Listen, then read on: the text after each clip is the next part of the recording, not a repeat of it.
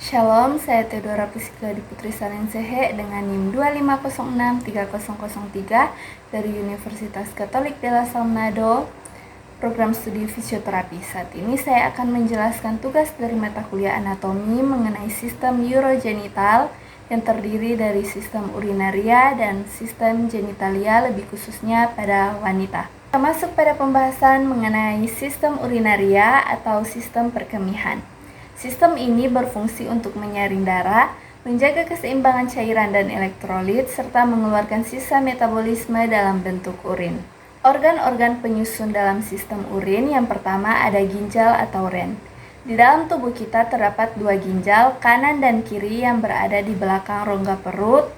Ginjal kiri biasanya sedikit lebih tinggi daripada ginjal kanan. Bentuknya seperti kacang panjang, memiliki panjang sekitar 10-12 cm. Bagian luar dari ginjal terdiri dari kapsula renalis, cortex renalis, dan medula renalis yang membentuk piramid renal. Di dalam ginjal terdapat jutaan nefron, yaitu unit fungsional pembentuk urin. Nefron terdiri dari glomerulus, kapsula Bowman, tubulus proksimal, lengkung Henle, tubulus distal, dan ductus collectivus. Selanjutnya ada ureter. Urin yang sudah terbentuk akan mengalir ke ureter, yaitu saluran sepanjang 25 hingga 30 cm yang membawa urin dari ginjal menuju ke kandung kemih. Ureter mendorong urin melalui gerakan peristaltik. Selanjutnya ada kandung kemih atau vesika urinaria. Nah, setelah dari ureter, urin ditampung dalam kandung kemih, organ berongga yang dapat mengembang. Kapasitasnya menampung sekitar 300-500 ml urin. Dinding kandung kemih tersusun dari otot detrusor yang nanti akan berkontraksi saat kita buang air kecil. Nah, selanjutnya ada organ uretra. Dari kandung kemih, urin akan keluar melalui uretra. Pada wanita, panjang uretra sekitar 3 hingga 4 cm, jauh lebih pendek daripada pria. Karena pendek dan letaknya dekat dengan vagina, wanita lebih mudah mengalami infeksi saluran kemih atau ISK. Selanjutnya kita masuk pada pembahasan mengenai sistem genitalia atau sistem reproduksi pada wanita. Dalam sistem ini terdiri dari organ reproduksi bagian dalam dan organ reproduksi bagian luar. Kita akan membahas mengenai organ bagian dalam sistem reproduksi wanita.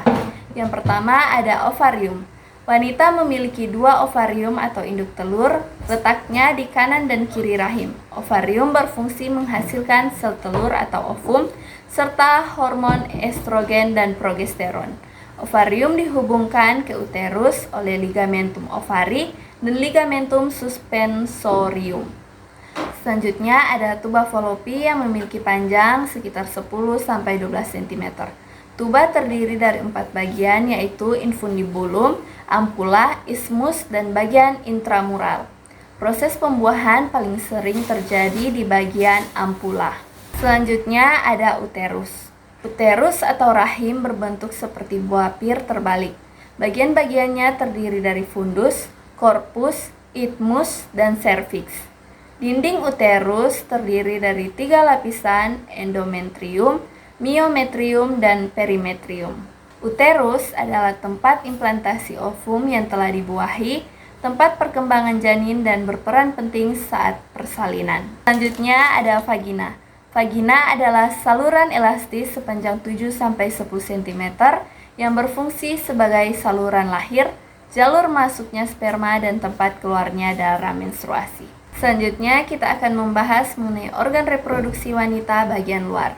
Nah, pada bagian luar alat reproduksi wanita disebut vulva, terdiri dari mons pubis, labia mayora, labia minora, klitoris, vestibulum vagina, dan lubang uretra externum.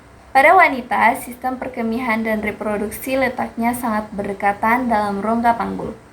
Karena uretra sangat dekat dengan vagina, infeksi dapat mudah terjadi. Selain itu, pada masa kehamilan, rahim yang membesar dapat menekan kandung kemih sehingga wanita sering buang air kecil. Demikian penjelasan saya mengenai anatomi sistem urogenitalis. Terima kasih.